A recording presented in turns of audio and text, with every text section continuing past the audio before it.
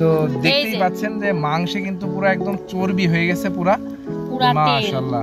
ওরে মনে আছে কড়ার ভিতরে ভাত মাখিয়ে খেয়ে ফেলি গো। আরো কিছু দিন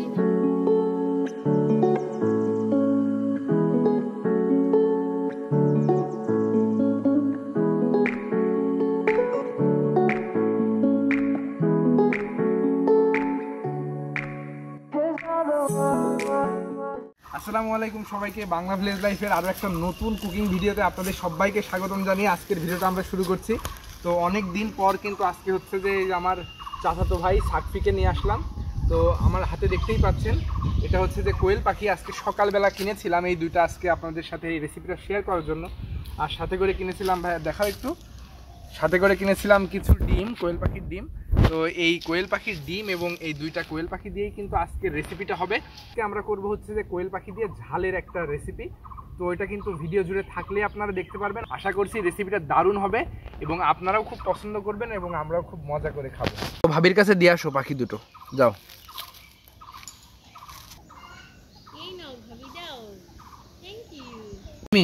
তাহলে নাও, বের করে নাও পাখি দুটো। আচ্ছা সাকফি তুমি ধরবা ভাইয়া? আমি একটা মজার কথা বলি, তুমি তো জানো না। হ্যাঁ বলো। এই তুমি যখন নামাজ পড়তে গেছিলে, ওরে আল্লাহ, এ তো ছেড়ে দিলেই তো, দেখেছো মনি কেমন করছে? তুমি যখন হচ্ছে নামাজ পড়তে গেছিলে তখন এই যে এই পাখিটা যেটা বড়, এই যে এ হচ্ছে একটা ডিম পেড়েছে খাঁচার ভিতরে। আমি পানি দিতে যে দেখি এই যে সেই ডিমটা। তো সাকফি এটা নিয়ে খেলা করছিল, এই যে আপনারা দেখতেই পাচ্ছেন, এই যে ও হালকা ভেঙে ফেলাইছে, হাতের আঙুলের চাপে ভেঙে গেছে। ও এইভাবে ধরেছে। ভাইয়া তুমি কোয়েল পাখি খাবা? না খাবা না? ডিম খাবা? ও ডিম রান্না করতে হয়। আচ্ছা রান্না করার পরে তুমি খেয়ে নে। হ্যাঁ, এই দুইটা এখন আমি ঝুড়ে কুটে নেব। তো আজকে ঝাল রোস্ট বলতে পারেন অথবা ঝাল ঝাল করে পাখি রান্না করাও বলতে পারেন। এটা আমি হচ্ছে আস্তই করব, এটা কিন্তু আমি কাটবো না। বাহ খুব সুন্দর। হ্যাঁ তুমি ডিম গোনো তো কয়টা আছে? ডিমটাই পছন্দ, ওই যে এক। আচ্ছা হ্যাঁ গোনো। আমি একটু দেখাই আপনাদের, মানে কোয়েল পাখি মানে দেখতে ছোট লাগছে কিনা আমি জানি না, কিন্তু এগুলোর অনেক ওয়েট, মানে মাংস অনেক। আমি তো একদম হাত দিয়ে ধরে দেখে নিয়ে আসছি। আপনাদের একটা কথা বলি, সেটা হচ্ছে যে পাখি যখন কিনবেন, তো পাখি কেনার আগে কিন্তু এটা হাতের ভিতরে এরকম করে যদি মুট করে নেওয়া হয় তাহলে বোঝা যায় আসলে মাংস কেমন আছে। তো এটা আসলে আমি প্রত্যেকবারই যখন কিনি তখনই হাতের ভিতরে একটু ধরে দেখি। তো দেখতেই পাচ্ছেন যে মাংসে কিন্তু পুরো একদম চর্বি হয়ে গেছে পুরা মাশাআল্লাহ। মাংসটা লাল মাংস, অনেক বুকে মাংস দেখেছো কত? অনেক ভালো। বন্ধুরা দেখতেই পাচ্ছেন কোয়েল পাখি দুইটা কিন্তু খুব সুন্দর মতো সিলা হয়ে গেছে এবং একদম এর বুকে কিন্তু প্রচুর পরিমাণে মাংস আছে। আমি যেটা আপনাদের বলছিলাম, এটা অবশ্যই কেনার সময় হাত দিয়ে একটু মুট করে ধরে কিনবেন, তাহলে কিন্তু অনুভব করলে বোঝা যায় যে কোয়েল পাখির গায়ে মাংস আছে কিনা। তো দেখতেই পাচ্ছেন খুবই সুন্দর হয়েছে আমাদের কোয়েল পাখি দুইটা। তো এই দুইটা কোয়েল পাখি কিন্তু এখন আস্তই আমরা রান্না করব। পাখি দুইটা আমি খুব সুন্দর করে ধুয়ে নিয়েছি। এখন আমি ফার্স্টে এটা হচ্ছে ভেজে নিব।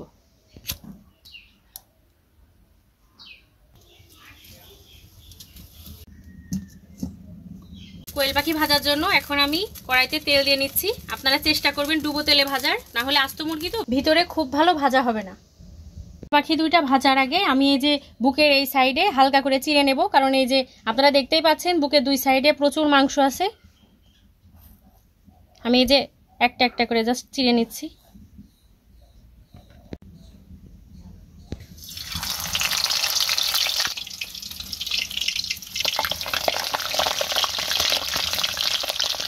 দুইটার এক পাশ সুন্দর করে ভাজা হয়ে গেছে, এই যে দেখুন সোনালী বর্ণের হয়ে গেছে।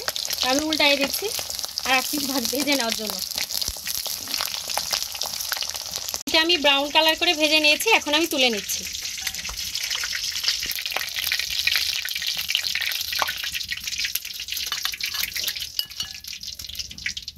এখন আমি কোয়েল পাখির ডিমগুলো সিদ্ধ করে নেব, এই জন্য কড়াইতে পানি দিয়ে নিচ্ছি।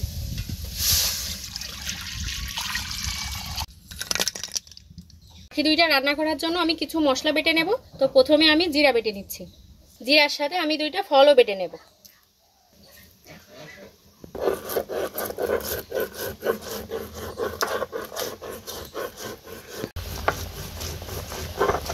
এর সাথে পেঁয়াজ, রসুন এবং আদা বেটে নেব।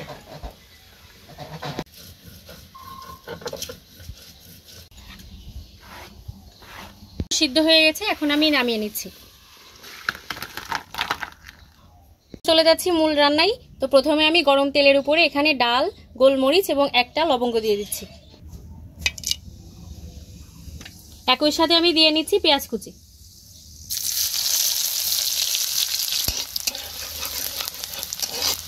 পেঁয়াজটা হালকা লাল লাল হয়ে এসেছে, ঠিক এই পর্যায়ে আমি এখন দিয়ে নেব বাটা মশলাগুলো।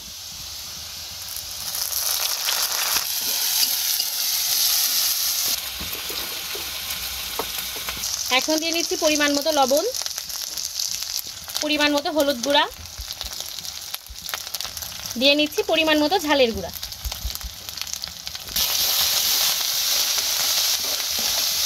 আমি এখন দিয়ে নিচ্ছি ধনিয়ার গুঁড়া।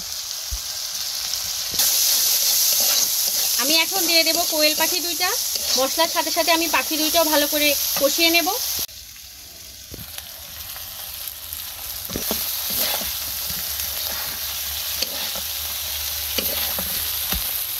তুমি কি দেখতে পাচ্ছ যে মশলাগুলো হালকা হালকা পুড়া পুড়া হয়েছে, মাংসের সাথে কষছে, কত সুন্দর লাগছে দেখতে। ওই জন্যই তো মানে পাখি দুইটাও দিয়ে দিলাম। ওরে মনে হচ্ছে কড়ার ভিতরে ভাত মাখিয়ে খেয়ে ফেলি গো।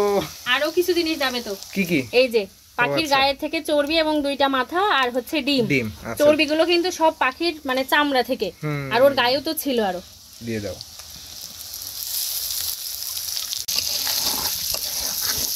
ভালোভাবে কষিয়ে নিয়েছি মশলা এবং পাখি দুইটাই। তো এই পর্যায়ে আমি পাখিটা সিদ্ধ হওয়ার জন্য পানি দিয়ে নেব। বেরিয়েছে পর্যাপ্ত পানি দিয়ে নিয়েছি যাতে পাখি দুইটা সিদ্ধ হয়ে যায়, এবং মাঝে মাঝে এপিট উপিট উল্টিয়েও দেব।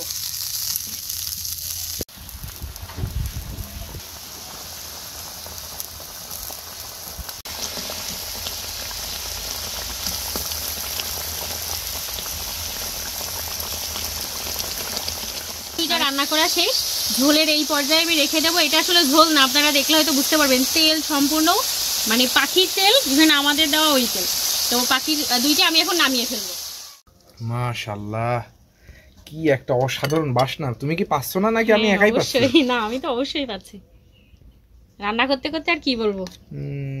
ওরে দেখতেও তো মাশাআল্লাহ। হ্যাঁ, এই যে ডিম কিন্তু আজকে আমি খাবো না। হ্যাঁ, খেয়ে নে।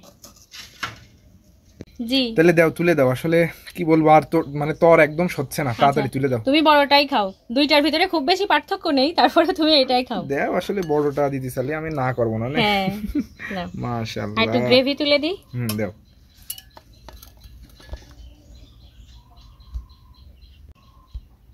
ওকে, এনাফ।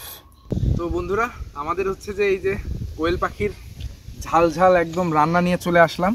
তো আসলাম কিন্তু আজকে হচ্ছে যে মাঠের ধারে, আর পিছনে দেখতেই পাচ্ছেন এখন হচ্ছে ধান কাটার মৌসুম। তো এখন সবাই ধান কাটছে আর ঝিরিঝিরি বাতাস।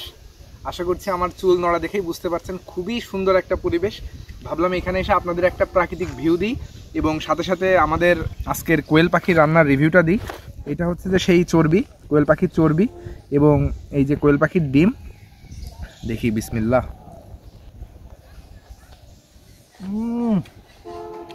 জাস্ট মানে 100-তে 100, সুপার রান্না।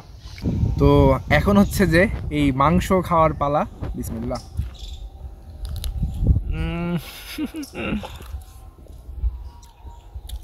মানে পুরা মাংসের গাটা যে চিড়ে দিয়েছিল, এর জন্য কিন্তু একদম মাংসের ভিতরে মশলাগুলো চলে গিয়েছে। আর স্বাদটা কি বলবো, জাস্ট পুরা মানে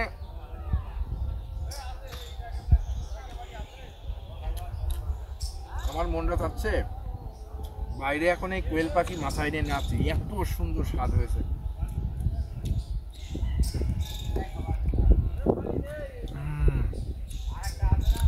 পুরা ফাটাফাটি, একদম পুরা 100-তে 100,